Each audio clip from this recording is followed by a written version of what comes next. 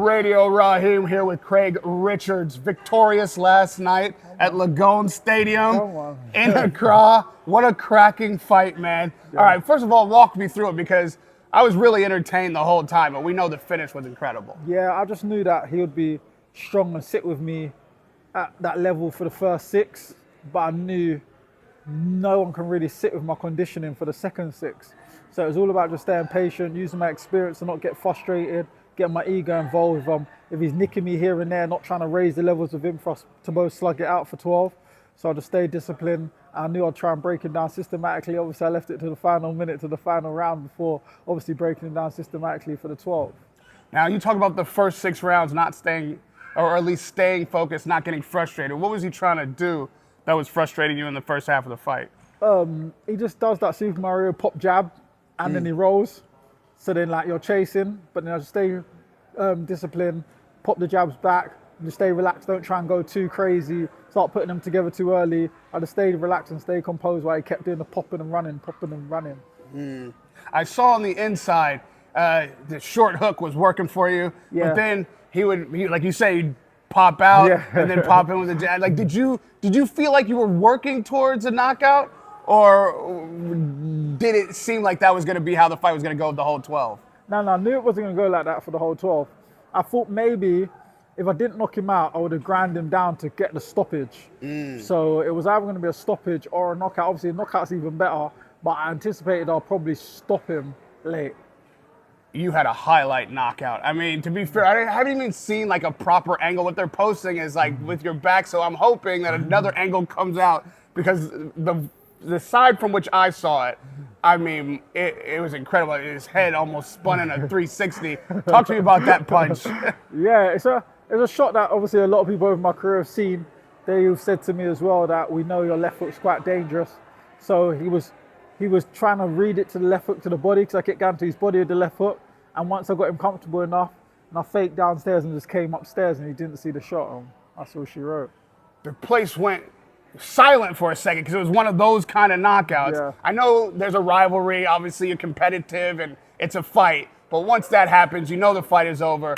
I mean, were you concerned for him? What were you feeling? Yeah, I just wanted to make sure he's okay. You know, he's a cool guy. We're all here to just earn a living and boost our careers, but I didn't want nothing serious to happen to him or his health to be at risk or anything. So obviously automatically once it happened, I was happy because I got the knockout win, but then I realised that he was still down, and then I was like, oh, is he okay? And then I went and checked on him, made sure he was okay and everything. And then when he eventually got up and I saw he was okay, obviously just had a conversation with him, etc.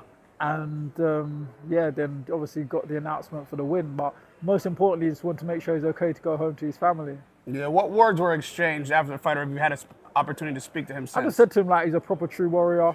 I know he was probably thinking about turning it in after a defeat like that, but I believe that he's still got enough out there to beat a lot of the guys domestically. He's a tough competitor, he's an all competitor, and everyone knows how tough and fit he always is. Obviously, me knocking him out last night obviously makes it look like he isn't, but he is. That's the only time he's ever been knocked out, ever. So he's tough, and I think he'll give a lot of people hell and problems, but I just said to him, you're a true champion, good competitor. I said before the fight that this is one of those bottleneck fights where one fighter goes on, sees a path, potentially chasing world titles. There's something for them ahead that now you can start to design a plot to get to. And the other fighter has to go back to the drawing board and really think about what they want to if do. There's an open road for them to accomplish their goals. Well, you've come through that bottleneck. Yeah. Now the horizon is yours. Yeah. Where do you see yourself headed for 2026? Well, world title is what I'm looking for 2026. You know, that this year I beat the former IBO world champion, beat the former European champion. We'll stop them both this year. So it shows that between that IBO and that European level, I've stopped the guys who was the champions there. So I can only push on upwards, and above that's the actual full world champions. You did not have the only highlight knockout of the last 48 hours in the wee hours of the morning, which you should have been sleeping, but I feel like at some point you had to get up and watch Anthony Joshua and Jake Paul like we all had to do with, our shameful desires our curiosity had to be satisfied. Did you get an opportunity to see that fight? I did, not at 5 in the morning because I had to stay focused in camp. But I was chilling in the daytime the next day, and I had a bit of time, and I thought, what can I watch? I thought, let me see if that's on. And I put it on. I had a cheeky little watch of that. Yeah, it was good. It was good. Wow. All right. First of all, what was good about it? Do you know what? Fair play to Jake. He could move his feet and feint and pop a little bit better than I expected him to be able to do. So credit to him on that side. Obviously, he couldn't keep it up. Anthony stayed patient. And then, after 4, he was just falling on the floor, wrapping his arms around his legs. It wasn't good anymore. Were you impressed, though? I think I counted 3 clean shots that Jake Paul was able to land, but they were big shots. I was just impressed he lasted that long. Yeah. But he done well to last that long, but the sun timer ran out eventually and he was tired. Some people take the piss out of Joshua because it lasted that long. Yeah. But talk to me, as a fighter, talk to me about how difficult it is to engage a guy, get a knockout nonetheless, on a guy who really is in survival mode. And It is. There's one thing, like, if you look at the combination, if you're fighting a journeyman, they know how to nick and tuck and move around. When you're fighting a novice fighter who just throws random stuff out of nowhere, they're the most awkward guys. They'll just catch you with something that you didn't even expect. So you've got like a combination of 2 in front of you, 10-ounce gloves, and they're big guys. So he has to be careful and systematically, because you don't want to get caught with something silly and get wobbled or something. So you just got to take his time. And he knew eventually he'll get to him, which he did. Does it give you any thought about where Joshua is? He has a new trainer. We know that the Tyson Fury fight is coming next year, hopefully by the middle of the year, but certainly by the end. Does this Jake Paul fight inform you at all about where Joshua is? Nah, I think Joshua, just all mental for him. I don't think all these trainers, he needs all these different trainers. I think he just go back to his original plan, box how he boxed in the first place, what turned him pro, made him Anthony Joshua, make his offense his defense, and go out and just be fast, explosive, and powerful who he is. I think sometimes you can overthink boxing, and when you overthink boxing, you complicate it more than it needs to be. He just needs to simplify it and go and use his assets and go out there and be the best version of himself. All the new trainers, I don't think he needs. I think he knows enough to just do what he needs to do and stop getting new trainers. In the post-fight, there's a little bit of news as Eddie Hearn starts to dismiss potentially this fight in between Joshua and Fury, that maybe there was going to be a fight in February. We were all hearing that was going to happen. Now he's saying maybe we don't need that fight, potentially because of what we just saw with Jake. So if we're going right into Fury, based on what we now know, who do you have in that fight and why? It's hard to call because of, obviously, fresh in our minds is AJ Paul. But, obviously, Fury, at the same time, he's had 3 very hard fights with Wilder. He's had 2 very hard fights with Usyk. And if we remember how the last fights with Usyk and stuff go, I don't think he's at his best anymore. So you've got 2 guys who maybe not be in their full form.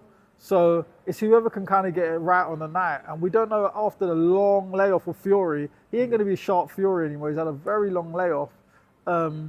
Number 1, and 2, he's had a lot of hard fights as well. So would a lifestyle after the hard fights play a major factor in that?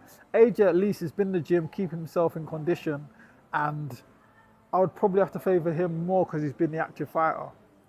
Do you pay any attention to the Misfits boxing? Andrew Tate was making so much noise over the past few weeks, and last night he was unsuccessful in backing up the talk. What's your reaction to that? Obviously, I don't watch the Misfits boxing, but obviously I've got social media, and these things pop up. So I saw him getting caught with a few shots by that guy, and I know he was a meme because I've seen him on my Instagram because he couldn't fight. Right. So to lose to him isn't great. It's just a reality. Everyone always thinks watching boxing and watching fighting is a lot easier on the outside. When you get in there, it's a real reality of how hard it is. And Andrew Tate found out the hard way yesterday. A week ago, Andrew Tate would be telling you that he's the future of boxing. He's going to take everybody on, that he is unstoppable. What do you think his future is now? Nah, I think he'll call it. If he's smart, he'll go to training or something. Actually, don't even do that. Just call it. Go promotion or something. He's got the money, be a promoter or something. Link up with Jake Paul, get involved with MVP or something. If you can't beat that guy, you got to call it. And lastly, as we sit here in the motherland, in Accra, everyone talked about how special it was to be able to fight here, have an opportunity to be on the stage that you were on. Yes, what a fantastic stadium. The people showed up, the president's ringside. Yeah. Give me a little conversation about your experience here in Ghana and fight night to that end. Oh, it was great. Like the stadium, the fireworks when you're walking out, the president sitting there. You know, it was outdoors, headlining a stadium, and even driving up and just seeing your face everywhere in Accra, Ghana. It was surreal. It was an experience I won't forget. The Ghanaian fans out here was tremendous. They was great. They was enthusiastic and passionate. It's one for the ages. I loved it. Well, now you have a rest day before you head back to the UK. Yeah. How are you spending the one day that you have on this whole trip where you can actually relax? I'm going to get outside soon and go see Accra, Ghana, and just cover a few experiments. Maybe go out later, see everything in the one day, and then run off into the night back home. We'll see you back in the UK, man. What an incredible performance. Thank you. An experience to do this here in Accra. Legacy Rise Sports put on a hell of an event, co-promoted by Matchroom Boxing here on the continent. We're leveling up in 258, putting the card together. What a night. And in 2026, we will be back. Maybe Anthony Joshua will be stepping in the ring to do it here before we see him against Tyson Fury. Why not? Radio Rahim with Craig Richards. Chief.